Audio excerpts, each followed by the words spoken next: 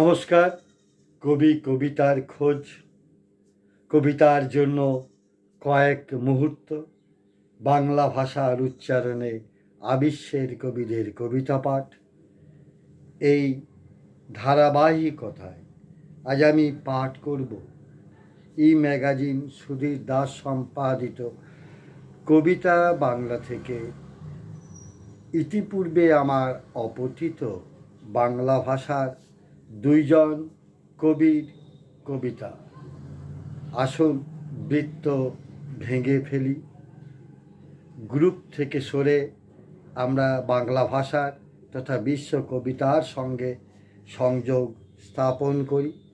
পড়ছি কবি শান্তা কামালির কবিতা সন্ধ্যা সব। সন্ধ্যা সব শান্তা কামালি। অতঃপর অন্ধকারেই ডুবে যাচ্ছে মিথ্যের সাথে তোমার সব রকম বাহাদুরি।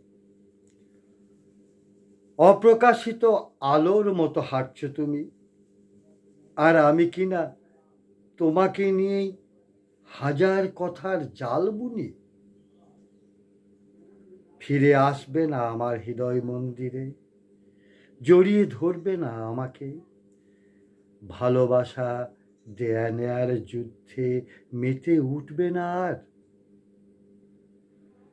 তোমাকে অনেক ভালোবাসি, দাড়ি কমা সেমিকোলন দিয়ে বোঝানোর প্রয়োজন আছে বলে মনে করি না। পড়লাম কবি শান্তা কামালির কবিতা। কবিকে আমার শ্রদ্ধা, শুভেচ্ছা ও ভালোবাসা।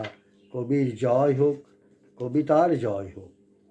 এরপর পড়ব আমি মুকুল ম্রিয়মানের কবিতা রমণীদের দুঃখ দিতে নেই। রমণীদের দুঃখ দিতে নেই, মুকুল ম্রিয়মান। নথের শব্দে কেঁপে ওঠা আদি পুরুষ খুর থেকে মুছে ফেলে চাবুকের দাগ।